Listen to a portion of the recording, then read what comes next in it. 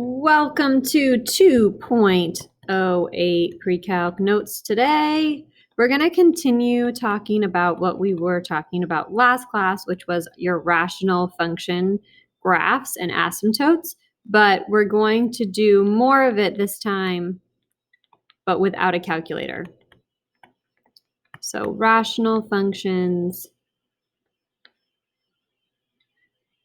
and their graphs. So here are your steps to graphing a rational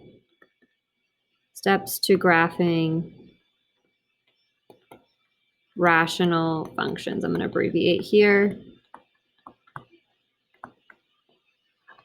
Number one, I want you to find your x and y intercepts.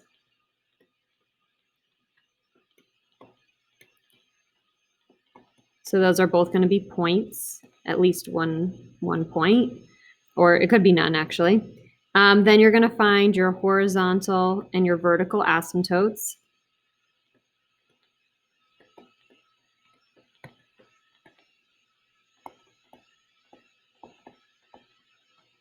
And graph those points. So after you do the first two steps, that's when you would actually graph the information you already have. Then you're going to decide on what points you want to use. So you're going to plot at least one point, and the more points you plot, the better idea you'll have of what your graph will look like. And I'd like you guys to do these without a calculator. So the whole idea here is to figure out what these graphs look like without using your calculator. So plot at least 1 point on each side of your vertical asymptotes. And sometimes you might need to also do a point on either side of your roots, on either side of your x-intercepts.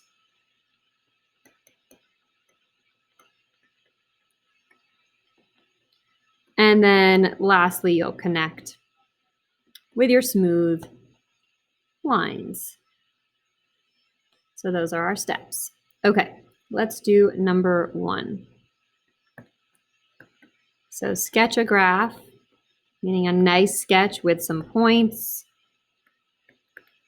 F of x equals 3 over x minus 2. And give the domain, and without a calculator. And give the domain. All right, so first thing I want to do is I want to find my x-intercept. So when I'm on the x-axis, my y is always going to be 0, so I'm going to put 0 in for y. So I'd set 0 in for my f of x, which is the same as y, equals 3 over x minus 2. So if I cross multiply here, I'd get 0 times x minus 2 equals 3. 0 times x minus 2 is just 0. Well, 0 does not equal 3. So what does that mean? That tells us that there is no x-intercept. All right, so now let's try to see if there's a y-intercept. So on my y-axis, my x value is always equal to 0. So now I'm going to sub in a 0 in for x. So what I'm really doing is I'm finding f of 0. Everywhere I see an x, I'm putting in a 0. So f of 0, or your y, will give me 3 over negative 2. So I do have a y-intercept, and let's write it out as an ordered pair, very important. So my x-coordinate was 0. My y-coordinate is negative 3 over 2. And that's my y-intercept. Next, let's find my horizontal asymptote.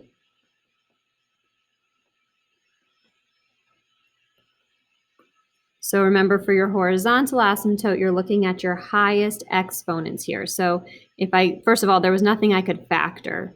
So I'm looking at just my original, and I don't have a variable on the top, but I do have a variable on the bottom of x, which has x to the first. So since there's no variable on top, that means it's bigger on the bottom.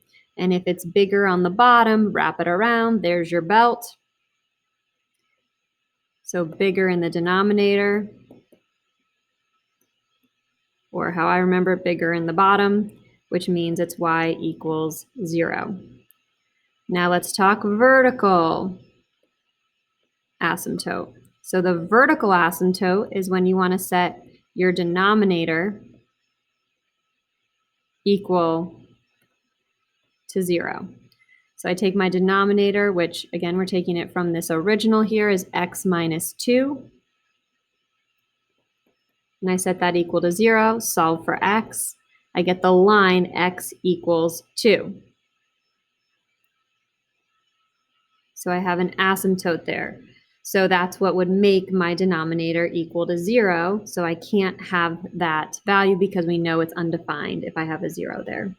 So we're going to stop there and we're going to go to our graph now and we're going to plot our horizontal asymptote, our vertical asymptote, and our y-intercept.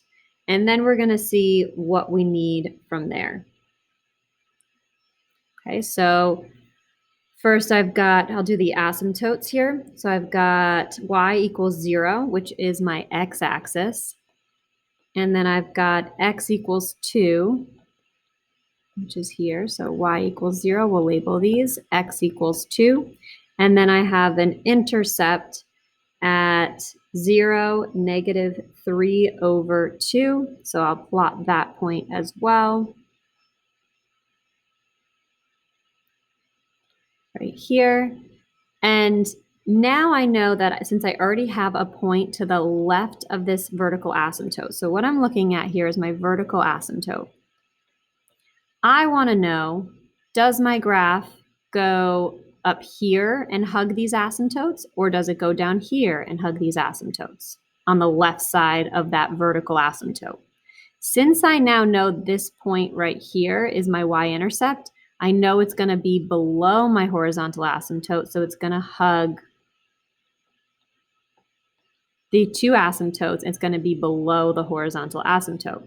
Now, I don't know still on the other side, so on the right side of this asymptote, is it going to be below the horizontal, so be down here, or is it going to be up here across from that other curve?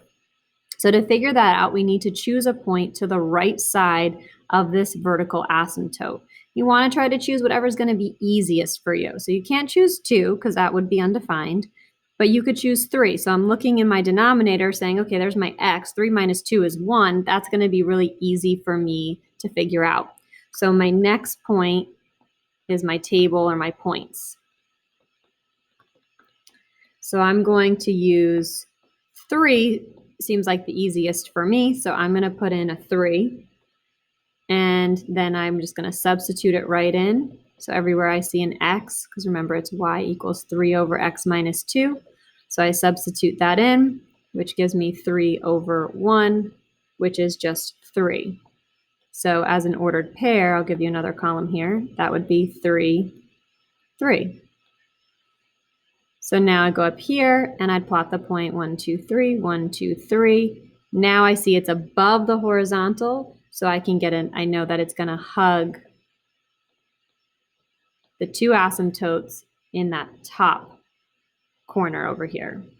So you could choose anything that's to the right.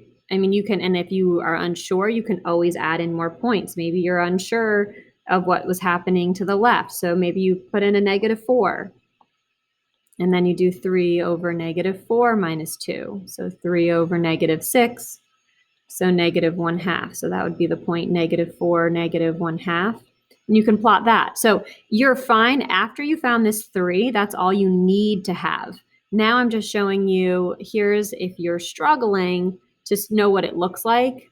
Here's a couple more points to help you figure that out. 5 would be another easy one to do. So you put in 5, because that would give you 3 over 3. So you'd have the point 5, 1. You could also plot.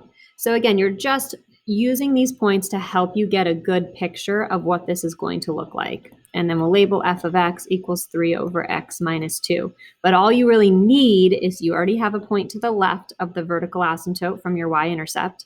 And then we found one point at 3, 3 to the right of that vertical asymptote. And that tells us that the graph is going to be up here instead of below the horizontal asymptote. The last thing that this question asks for was to find the domain, which can be tricky. So domain, remember, is your x values, all your possible x values on the graph. So when we look at the graph, we take our pen or pencil and go along the x-axis. So we start all the way at negative infinity on the x-axis. We hop on and we go along, and there's still a graph at negative infinity. It's infinitely close to that x-axis, but it's getting closer and closer to it, but it's never actually touching it. So, but there's still graph there. So as I go here, I still have graph. The only place I stop having graph is right at this vertical asymptote right here. Because then right after it, I start having graph again, and I continue to infinity.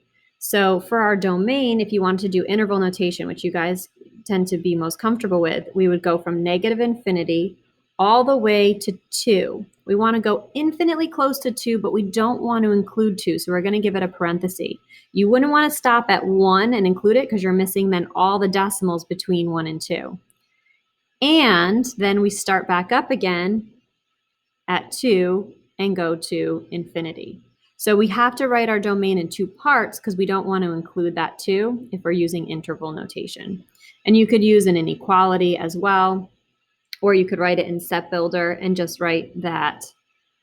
You could say x is an element of the real numbers, and then x cannot equal 2. So it can be anything else except for 2. Those are just 2 different ways of writing it. And you can write it out in words too. All right, let's do another one. So number 2, same direction, sketch the graph and find the domain. F of x equals 2x minus 1 over x. So first we look, can we simplify anything? No, there's nothing to factor here. And then you want to go through, find your x-intercept, y-intercept. So if you are feeling good about the last one, or at least if you can get maybe to find your x-intercept, y-intercept, vertical and horizontal asymptotes, and then come back and join me at the points, that would be good. All right, so I'll run through it as well here. So x-intercept is where y is equal to 0. So I'm setting this whole thing equal to 0. And then cross multiplying. 0 times x is 0 equals 2x minus 1. Add my 1 over and divide by 2. So this time I do have an x-intercept. I get x is 1/2. So that's the first coordinate, and y we said was 0. Next, we'll find our y-intercept.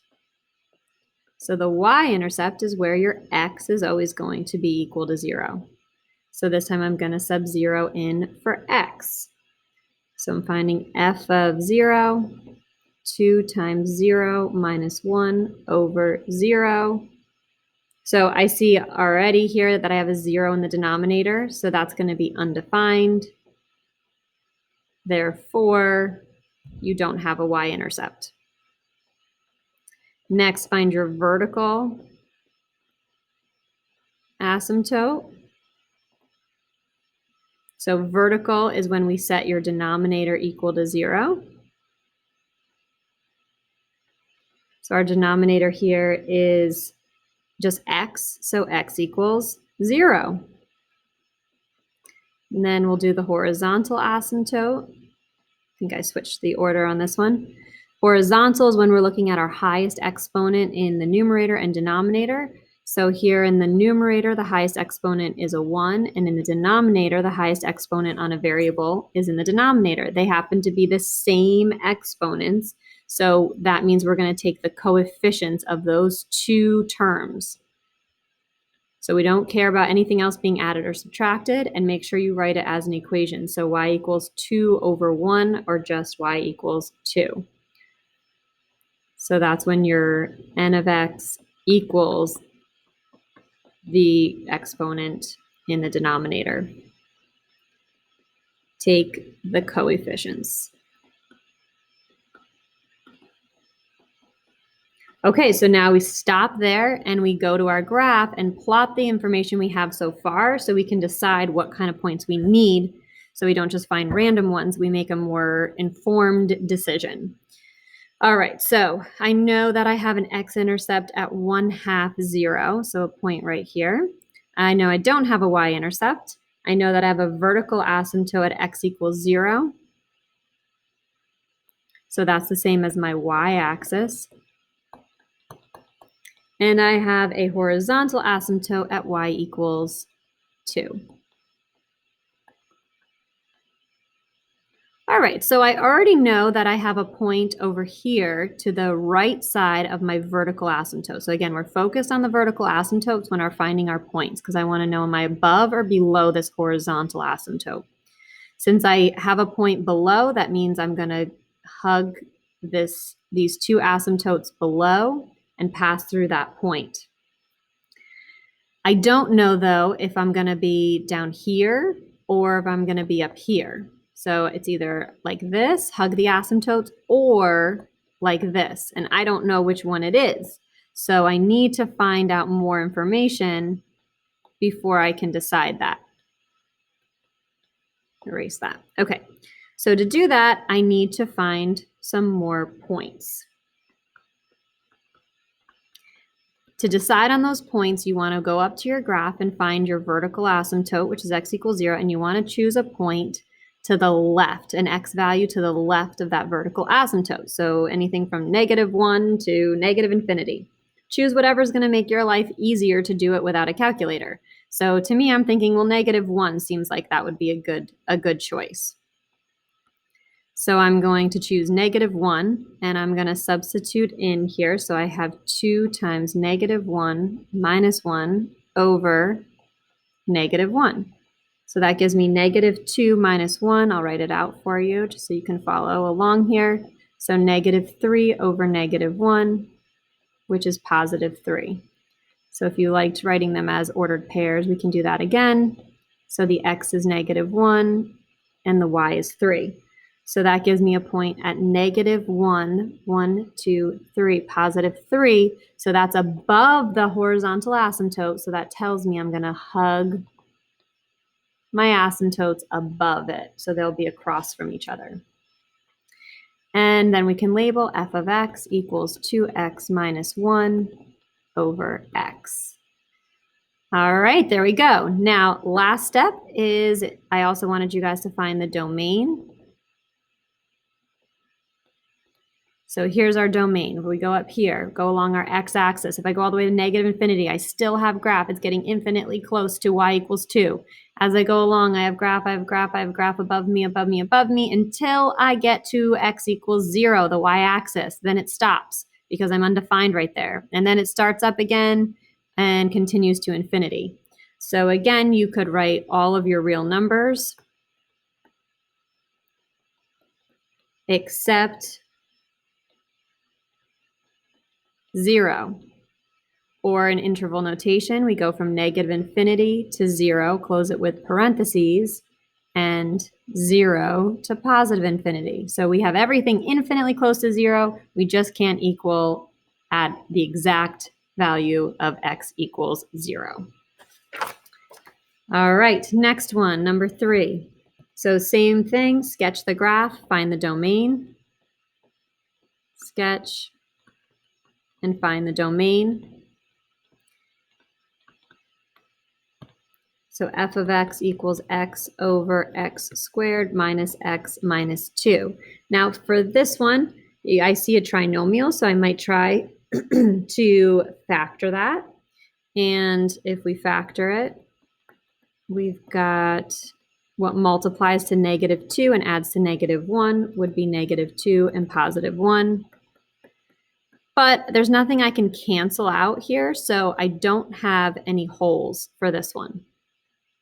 So now you're going to go through again, find your x-intercepts, your y-intercept, your vertical asymptote, and your horizontal asymptote, and then find your points that you need, and then your domain. Okay, so pause the video here and do answer all of those questions for this graph and see if you can get a nice sketch of what it's going to look like. and then come back, and I will go through this a little bit faster than I have on the other ones, but I'll give you the answers for all of them. All right, so your x-intercept here should be 0, 0. Your y-intercept also 0, 0, since they're 0.00s on both axes. So again, x-intercept sub in y equals 0. For the y-intercept, you're subbing in x equals 0. For the vertical asymptote, you're setting your denominator equal to 0. So the easiest way to do that is I already factored it, so I'm just going to use those factors. If you hadn't already factored it, now would be the time. And then you're going to set each factor equal to 0. So we have two vertical asymptotes, one at -1 and one at +2. For your horizontal asymptote, we're looking at our highest exponents. So the highest exponent in the numerator on a variable is x to the first, and the highest on the denominator is x to the second. Bigger on the bottom, 2 is bigger than 1, wrap it around for your belt, and y equals 0. So bigger bottom, wear your belt. So y equals 0 for your horizontal asymptote. All right, then you would go up here and plot those. So I already did 0, 0. Then I have x equals -1 for one asymptote, and then x equals +2 for my other, and then y equals 0, also known as your x-axis. Also kind of interesting here because your point, your x and y intercept, actually hits on an asymptote. So some asymptotes are used for parts of the graph, but it might be able to cross through that horizontal asymptote, which it will in this case. All right, so here I need to choose a couple more points. So I need a point to the left of this vertical asymptote. Here I would also need a point to the left and to the right of this x-intercept, so I know how this graph goes. Is it a parabola? Does it open up? Does it open down? Or is it like a cubic graph kind of in the middle? And then over here I need a point. So I'm going to need to find at least 4 points for this one, so more than we had to on any of the other ones we've done so far. So here's x, and here's y. So first I want to choose one to the left of my vertical asymptote, so I could choose -2,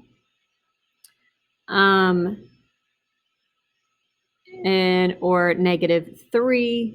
Either of those would work here. Let's go with -2. So at -2, I'm going to sub in.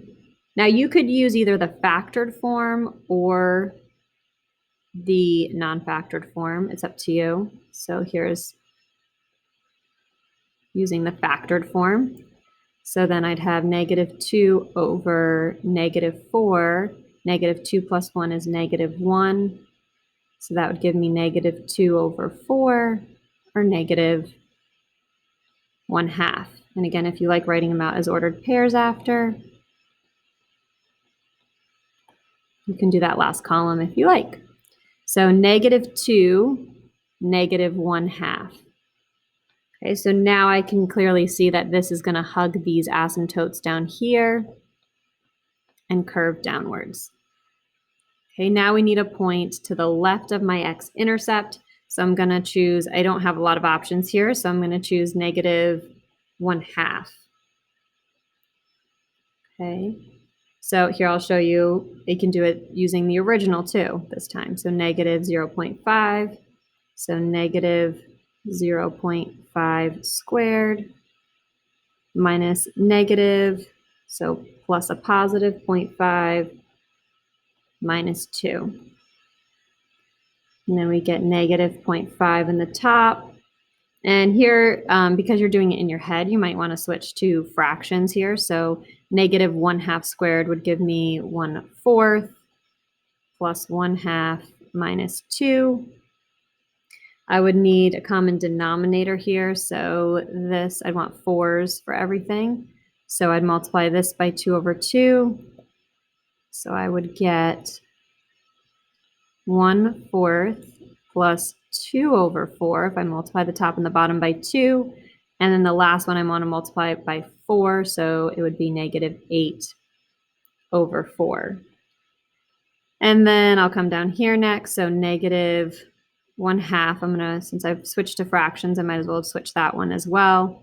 And then I have 1 plus 2 is 3, minus 8 is -5/4. And then I could do keep, change, flip. So keep -1/2, change, and flip. Don't forget that negative. So now I get -1 times -4 is 4, and 5 times 2 is 10. Or you could have reduced right here. 2 goes into 4 twice. Either way, to get 2/5.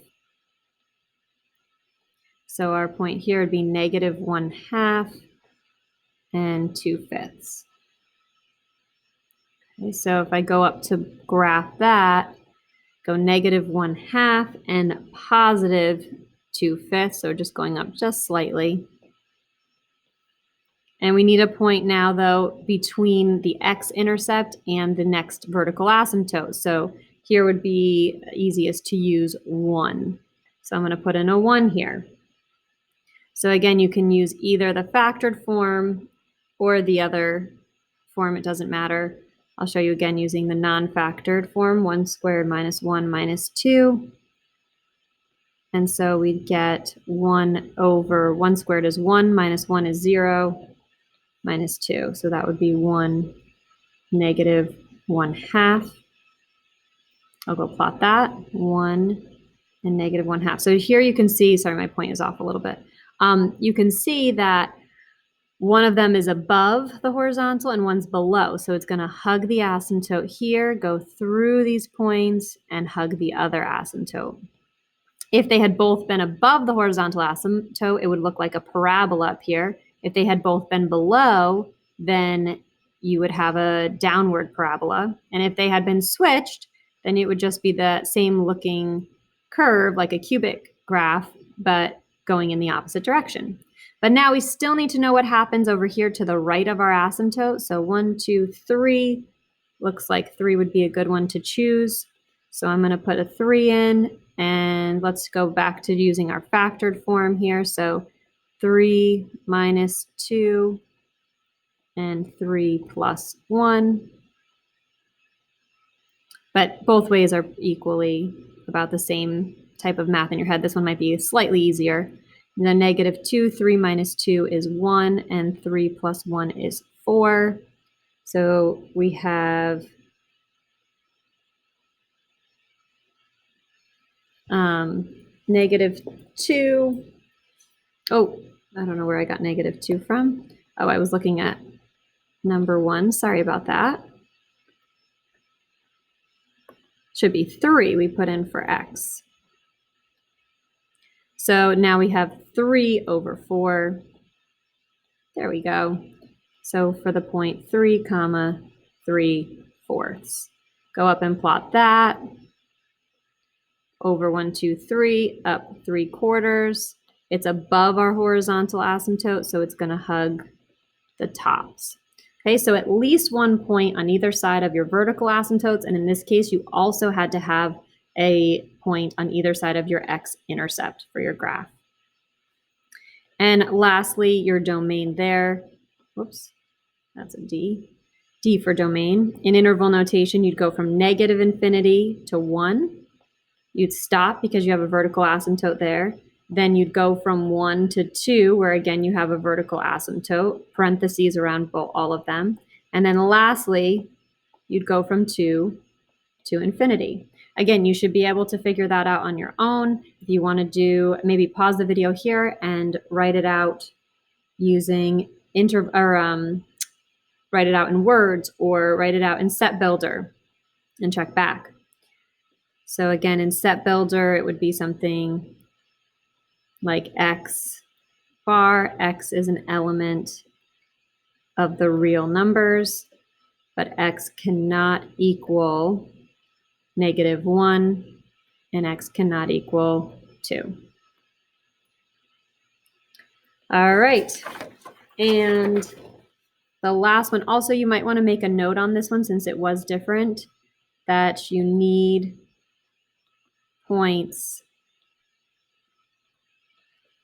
before and after your vertical asymptotes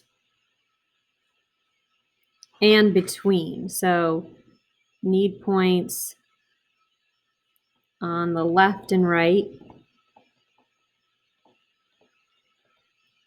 of your x-intercept too, and vertical asymptotes.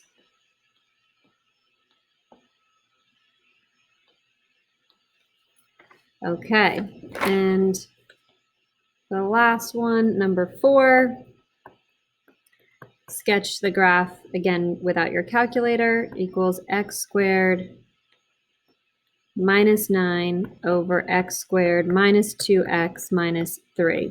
So first thing we want to do here is factor. Factor first.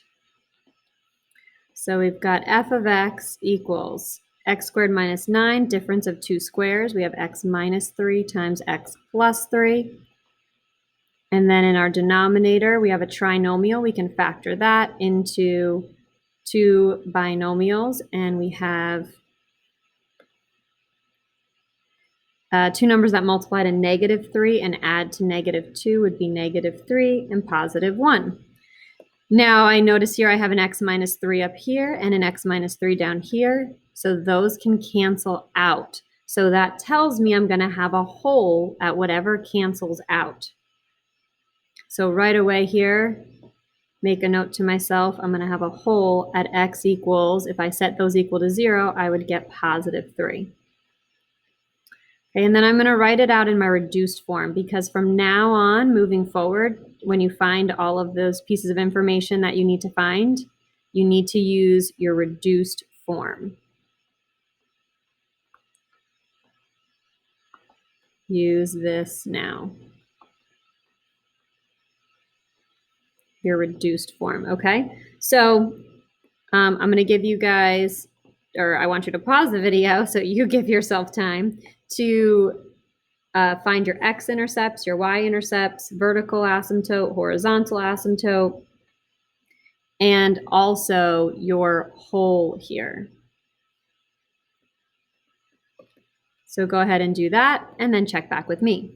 All right, so x-intercept is where y equals 0. So I'd set the whole thing equal to 0. Remember, you're cross multiplying, so that denominator will cancel out. So 0 over 1 equals x plus 3 over x plus 1. That all just becomes 0. So we end up with 0 equals x plus 3. Subtract over your 3, and x equals -3. Okay, now this is the x-intercept, so you want to write it as an ordered pair, so it would be the point -3, 0. Y-intercept is next, so now you're putting in a 0 in for x. So we have 0 plus 3, 0 plus 1. So your y-intercept should end up being 0, 3. Next up, we're going to do the vertical asymptote. VA for vertical asymptote, so that I'm taking my denominator, setting it equal to 0. Now again, you're using your reduced form. For some reason, this is doing lots of extra little lines today. So x plus 1 equals 0. So solve for x, and we get x equals -1. Now let's do your horizontal asymptote. Horizontal, we're looking at our highest exponents. So the highest exponents, and this either in the reduced form or the original, would be a 1 in both. So since they're the same, we take the coefficients. They both have a coefficient of 1. So 1 over 1 would just be 1. Okay, and then let's find our hole. So our hole, we said, is going to be at x equals 3. I need the actual ordered pair. So I'm going to substitute 3 in everywhere I see an x. So I get 6 over 4 reduces to 3 over 2. So my ordered pair would be 3, 3 over 2 for my whole.